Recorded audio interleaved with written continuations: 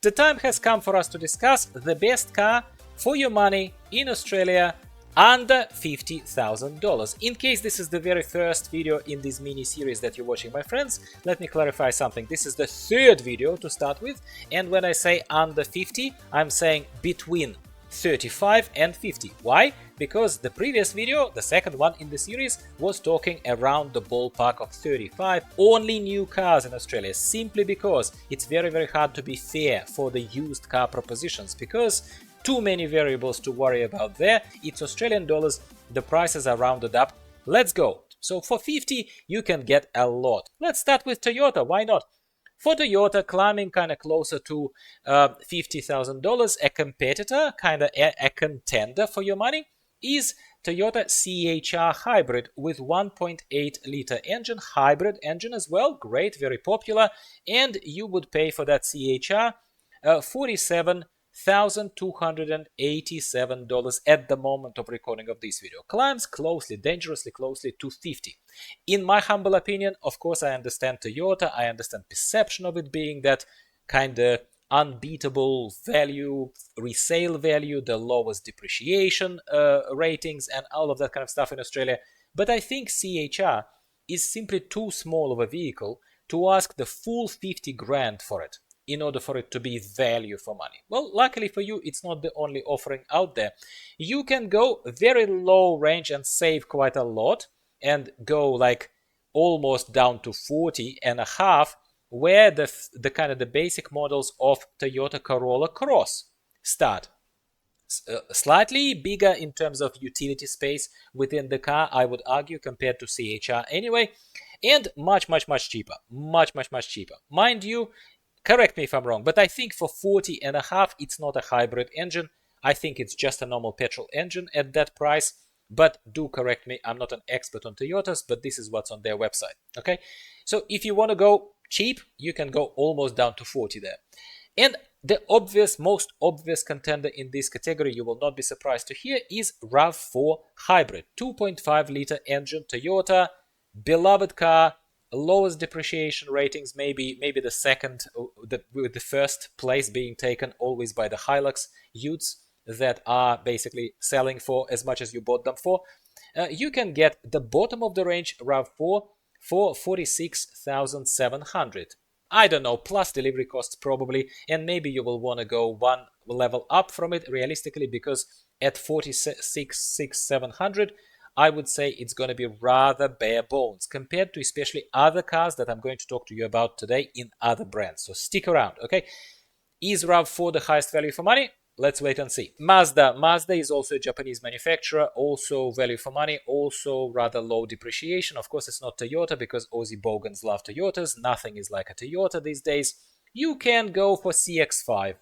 Mazda CX-5, boring as hell choice for mothers out there, but beloved by everyone, resells well, holds its value well. You can start as low as $38,000 to get into the base model of CX-5 Max. But if you go for higher model ranges of CX-5 and get a bit more luxury, a bit more creatures comforts, get into a model touring model or the others, you would climb to 45, 46, whatever. So we are within that price category. What is there to say about CX-5? Mate, I think it will give you a little bit more creatures comforts and a little bit more value for money internally compared to a plastic Toyota RAV4, which is utilitarian at best, okay? But it's a Mazda versus Toyota, if that's the top of the range that we are right now kind of crawling through there. So just take a note and let's exchange opinions in the comments down below. As always, they are welcome. Let's keep going. Other solid brand Korean this time is Kia. We're going back to Kia Sportage. I've already mentioned Kia Sportage as value for money contender on a higher range when we were looking at $35,000, because by paying a little bit more, 37, you could get into a base model of Sportage. I still don't think it's the best car for that price category, but here Sportage also offers you quite a broad range of models where you can go higher than 37, obviously, and you could get to 36, 35, 46, 45, and you would get a lot more of that luxury, of that bendy behind the dash panel and all of that kind of stuff, all of that futuristic sense that Sportage definitely kind of asks for. Hyundai has something to respond to Kia Sportage here with, as unsurprising as it is, Hyundai Tucson. Tucson also has a very brave, modern kind of, very angular, we're going to call it, design out there.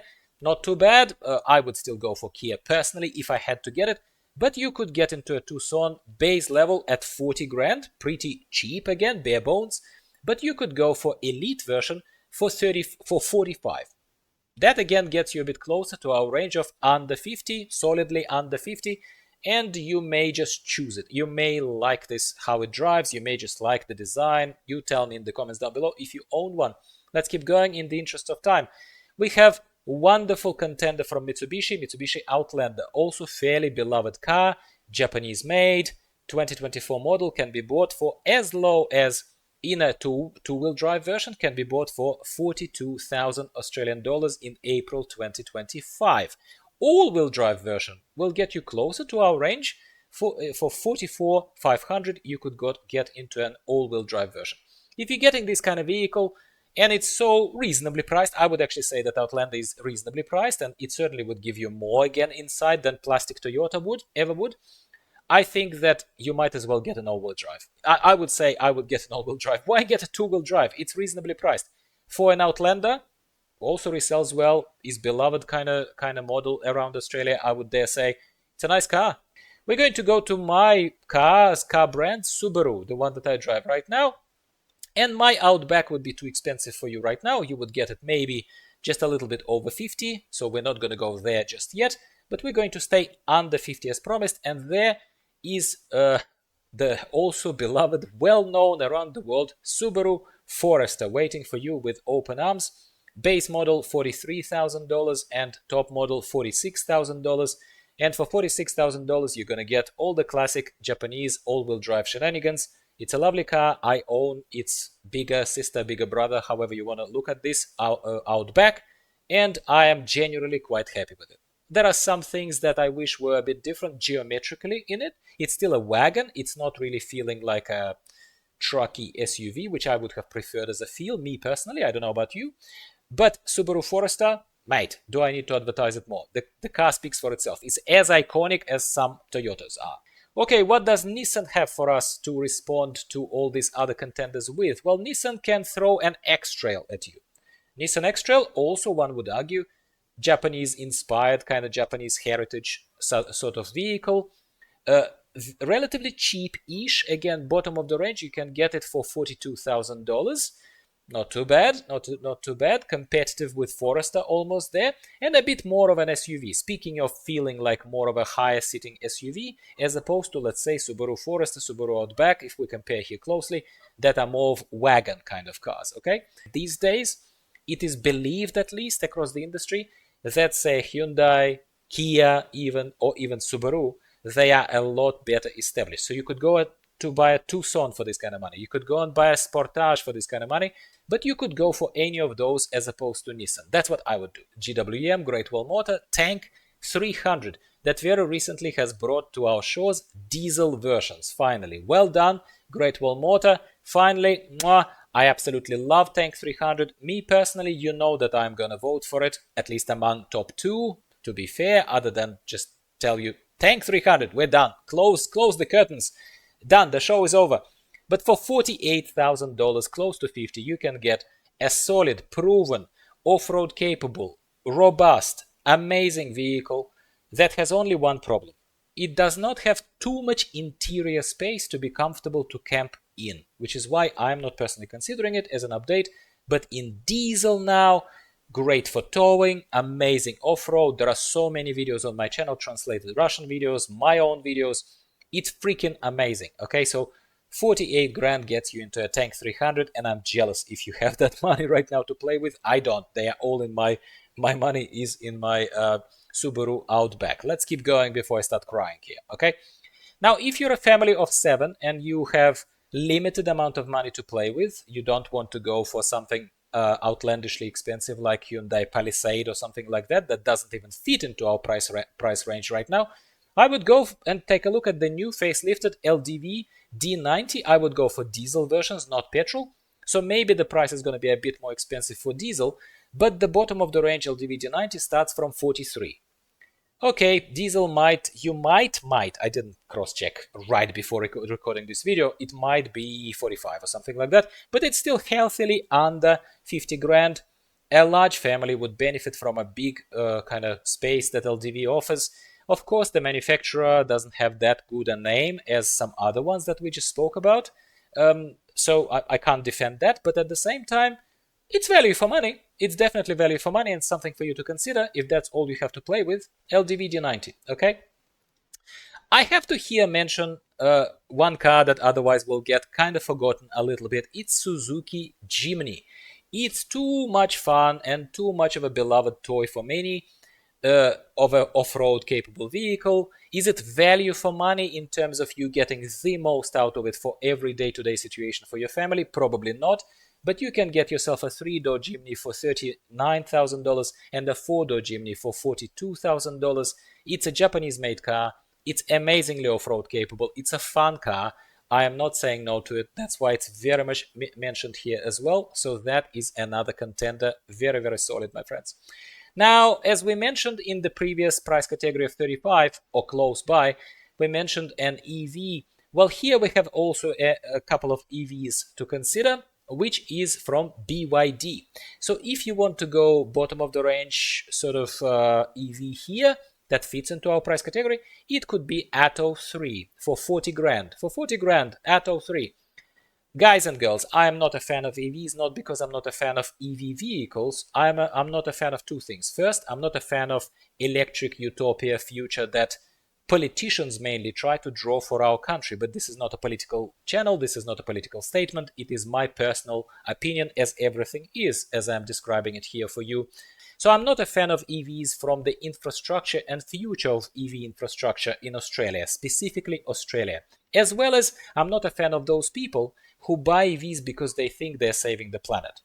You're not saving the planet, because even if your vehicle does less emissions or no emissions, one would argue, after you bought it, in order to produce it, a lot more production emissions went into production of it due to complexities, lithium batteries, etc., etc. So let's get off that high horse straight away. However, after this long rant, I can tell you that BYD Atto 3 for 40 grand is your first option. But if I was in that camp, I would just pay 3 grand more and get a Sea Lion 6. Sea Lion 6 looks quite more impressive. Looks like has a lot more utility space inside for a bigger family. It's more value for money. And 43 for an EV, if you do believe in EV kind of stations and power of the grid of Australian landscape, well, Bob's your uncle, Robert is your uncle. So you could get yourself a Sea Lion 6 for 43 grand. Good on you. If you really are desperate to tell everyone that you're driving a European car, I still think that the value of European cars is not in a Volkswagen, is not in some Renault, is not in some Peugeot, or not in some Fiat, but it is in Skoda still. Yes, I do believe that it's in Skoda, even though Skodas, I'm a bit reserved on their design. Personally, not a massive fan, but for 41 grand, you could get a bottom of the range Skoda Karoq. Skoda Karoq is an SUV, a 5-seater. Are there better choices? Yes, but 41 I suppose is sensible, because good choices are above 41 that we just discovered. But there is also a good choice here of a sedan. Finally, if you really feel like a European sedan, how can I judge you? You could go for an Octavia, Skoda Octavia, and you could get a Skoda Octavia at the bottom of the range for 41,500. Okay, maybe there are a few other niche cars and niche things that I could bring here, like a SsangYong Rexton or something else into this, but I don't want to make this video both too long and pretend that I even care about those cars. If I was an EV enthusiast, and if I was, again, believing in the power of the Australian electric vehicle grid support, I would go, believe it or not, I would go all the way to the already mentioned BYD Sea Lion 6 for $43,000. It's futuristic, it looks very, very good, very nice, I like the look of it. It's an EV, it is from a respectable brand. I do think that BYD is a respectable EV brand, and there you go. It's a nice car, that is not even that terribly much more expensive than, say, MG4 EV that we spoke about at a stretch of the price within the previously discussed price category. But here for 43, you get a C-Line 6. It's so much better looking. Like, I would, for an EV person, I would go for BYD C-Line 6.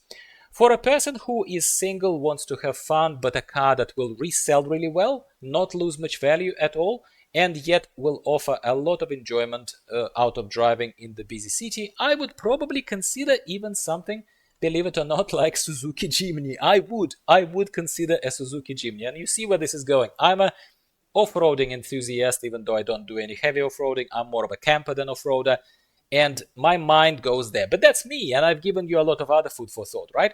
And if we are putting it all together and aside, I would absolutely go for a Tank 300 diesel version, because Tank 300 diesel version, like I said, has everything other than interior space for me to put my mattress in and just camp inside of the car. But that would not stop me, because I love what they look like. I love how high they sit. I love that GWM either listened to their own senses or to the feedback from me and you and everyone else and brought a diesel version to our shows. That's fantastic, GWM, well done. So overall, because it's my channel and I do whatever I want here, tongue-in-cheek statement, thank you very much for your support, my vote overall goes to Tank 300 diesel. What do you do?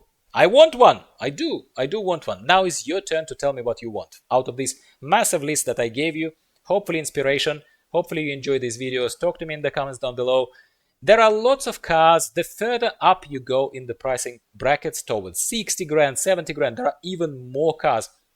I would dare say that the value though, value cars for money, of course it is subject to how much money you have to play with, but I don't think that value on a depreciating asset stretches far beyond the boundary of a 50 grand.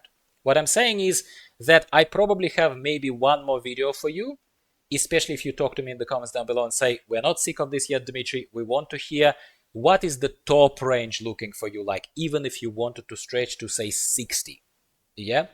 And I will tell you, I will be happy to tell you. Otherwise, I think that when you start spending more than 60-ish on a car in any country really, but we're talking Australian dollars, so I have to stay with Australia, I don't think that that's when value for money continues being preserved. You can have money, but value for this money on a depreciating asset, that's still way too much to spend on that depreciating asset, in my humble opinion.